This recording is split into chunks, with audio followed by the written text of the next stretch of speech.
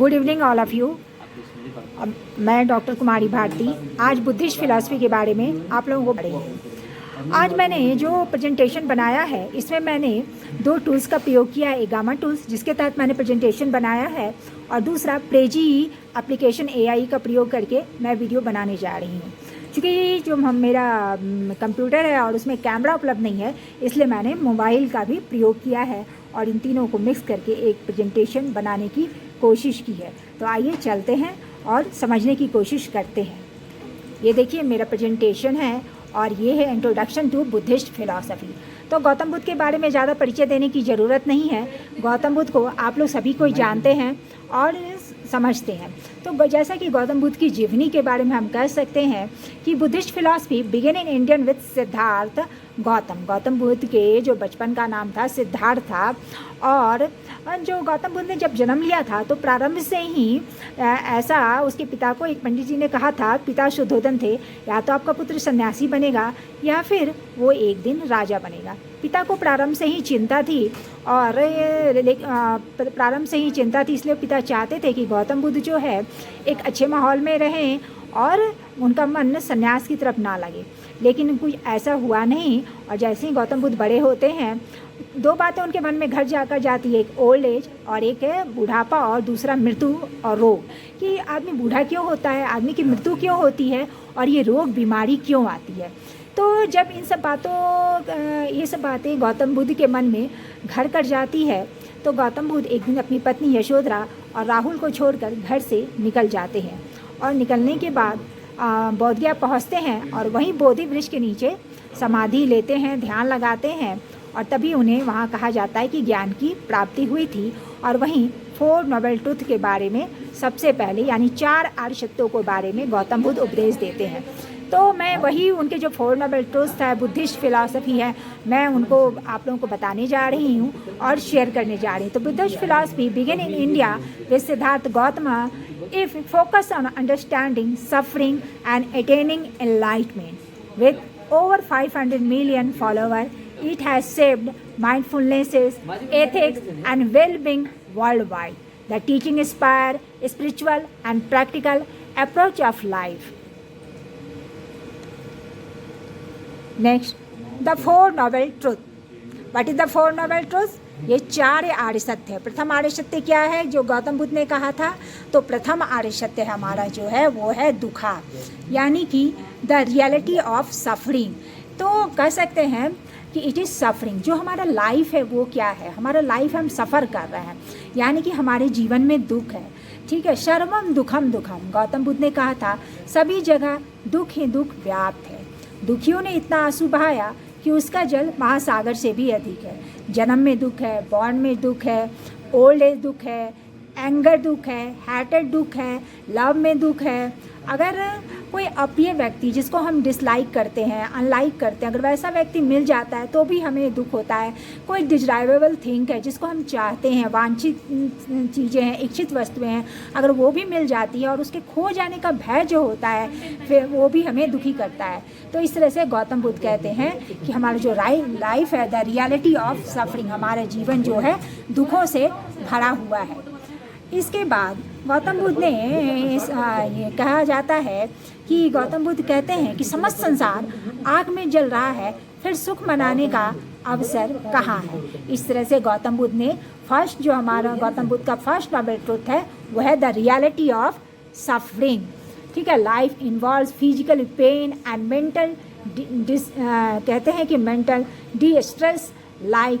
इस तरह से हम देख सकते हैं कि जो डिससेटिस्फैक्शन है एंड डिसअपीयर है, यानी कि गौतम बुद्ध के कहने का मतलब था कि लाइफ जो हमारा है वो क्या इन्वॉल्व है, फिजिकल पेन से है, मेंटल डिस्ट्रेस है, लाइक डिससेटिस्फैक्शन है और डिसअपीयर, हमारे जीवन में दुख ही दुख व्याप्त है। सेकेंड हम देखें तो गौतम बुद्ध ने दुख समुदाय की चर्चा की थी। व्हाट इज द समुदाय? ऑरिजिन ऑफ सफरिंग, यानी जो हमारे जीवन में दुख है इस दुख के कारण भी है। तो गौतम बुद्ध ने 12 कारणों की व्याख्या की थी। वो 12 कारण क्या है? Attachment and carving, steam from desire for pleasure and ignorance of.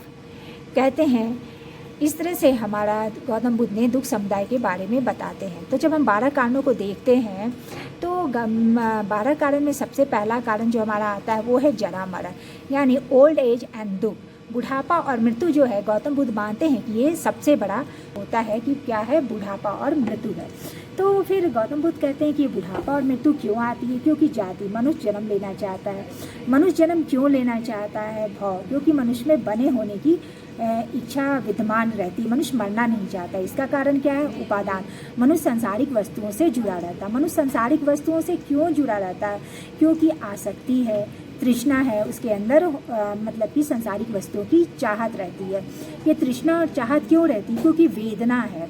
और वेदना क्यों है? वेदना का मतलब होता है जो हम सुख दुख का अनुभव करते हैं। वेदना क्यों होती है? तो वेदना का मतलब होता है कि हम कह सकते हैं कि वेदना का मतलब हो रहा है हमारा कि स्पर्श होता है, और स्पर्श का कारण षडायतन, हमारे पास 5 इंद्रियां और एक मन है, तो षडायतन हो गया। और षडायतन का कारण क्या है? नाम रूप होता है, यानी कि एक शरीर और एक मन होता है। नाम रूप का कारण क्या है? विज्ञान है, कॉन्शियसनेस है। और विज्ञान का कारण क्या है? तो विज्ञान का जो कारण होता है वो हमारा कारण है संस्कारा होता है।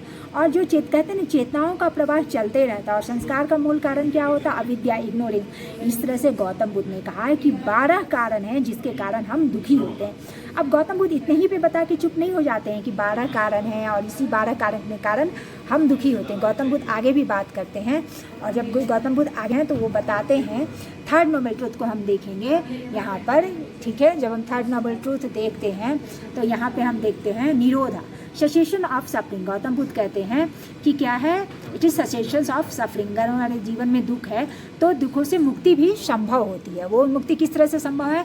निर्वाणा एंड परिनिर्वाणा। निर्वाणा क्या है? निर्वाणा पाली भाषा में निब्बान शब्द से बना, जिसका अर्थ होता है बुझ जाना, यानी कि किसी चीज़ का शांत हो जाना। तो यहाँ 2 प्रकार के संप्रदाय हैं, महायान और हीनयान। हीनयानी कहता है कि दुखों के बाद ही, मृत्यु के बाद ही मुक्ति संभव है, लेकिन महायानी कहते हैं कि नहीं, इस जीवन में रहते हुए ही जब हम राग द्वेष से मुक्त होते हैं तो मुक्ति संभव हो जाती है, तो हम निर्वाण को और परिनिर्वाण को प्राप्त कर जाते हैं।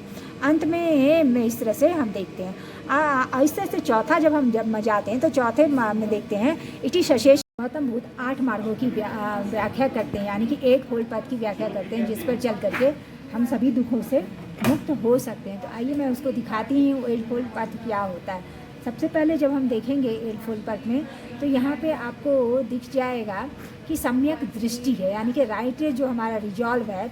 गौतम बुद्ध ने जो 8 मार्ग बताए हैं, जो गौतम बुद्ध ने जो 4 नोबल ट्रूथ्स बताए हैं, उसके प्रति उचित दृष्टिकोण रखना ही हमारा 8 फोल्ड पाथ के अंतर्गत आता है, यानी सम्यक दृष्टिकोण है।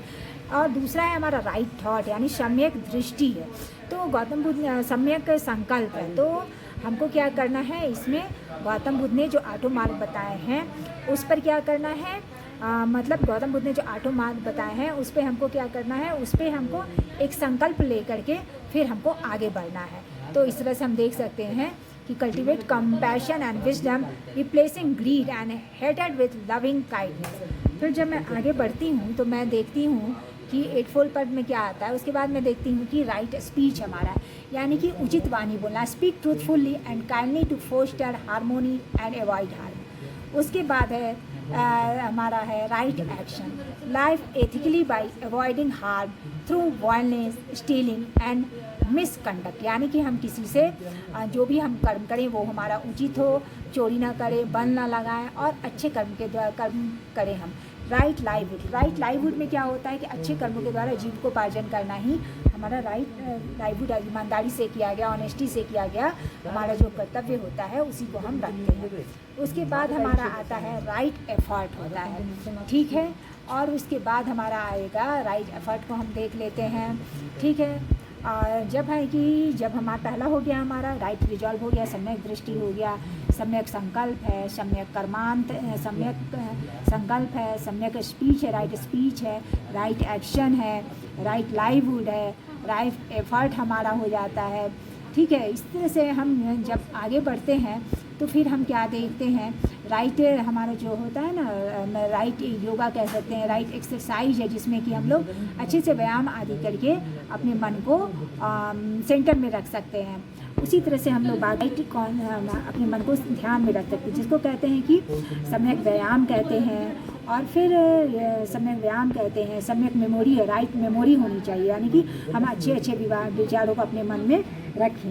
फिर जब हम अच्छे अच्छे मन में विचारों को रखते हैं तो हमारा ध्यान अच्छा रहता है। उसके बाद हमारा है कि राइट कंसंट्रेशन है, यानी कि हम अपने मन को जब ध्यान में लगाते हैं तभी हमारे सभी दुखों से मुक्ति मिलती है। तो इस तरह से हम लोग गौतम बुद्ध को समझने की कोशिश कर रहे हैं। जब हम समझते हैं तो यहाँ पे यही समझते हैं कि Buddhist philosophy in modern life के लिए बहुत ही आवश्यक है, और ये माइंडफुलनेस बेनिफिट्स है, यानी कि रिड्यूस स्ट्रेस को करती है, लोअर्स ब्लड प्रेशर है, and boosted focus in daily life के लिए। एथिकल गाइडेंस में करें, promote compassion, social justice and environmental responsibility है इसमें। ठीक है, इसी तरह से जब हम समझने की कोशिश करते हैं तो हम कंक्लूजन में जब आते हैं तो हमारा जो कंक्लूजन होता है, Buddhist philosophy offer tools for compassion, wisdom and ethical living. It support personal growth, well-being and social harmony worldwide. Its teachings remain essential in today's complex and connected world. तो इस तरह से हम लोग समझ रहे हैं। तो आज जो मैंने वीडियो बनाया इसमें, ऐसे तो बुद्धिस्ट फिलॉसफी की मैं पहले भी वीडियो बना चुकी हूँ, लेकिन आज का वीडियो था मेरा कुछ खास इस प्रकार हो जाता है। हमने एक नए तरह के टूल्स को प्रयोग करके बनाने की कोशिश की, जिसमें गामा टूल्स और पेजी AI है, और ये मेरे लिए भी न्यू है तो इससे मुझे भी हर्ष हो रहा है।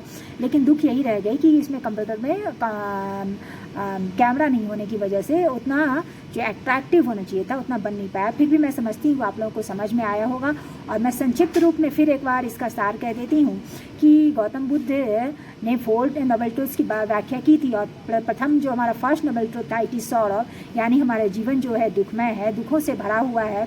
और सेकंड नोबल ट्रुथ था, इट इज ससेशंस ऑफ सॉरो, यानी दुख है तो दुख के कारण भी हैं। थर्ड था, इट इज फर्स्ट था इट इज़ सॉरो, दूसरा था it is causations of sorrow, third था it is cessations of sorrow, fourth था it is way leading to the cessations of sorrow. अगर हम गौतम बुद्ध के जो 4 आर्य सत्य हैं इनको समझें, अपनाएं जीवन में, तो निश्चित रूप से we all are free from the sorrow and our mind will be peace and we find the divine knowledge, and physical and mental we all are happy and well-being.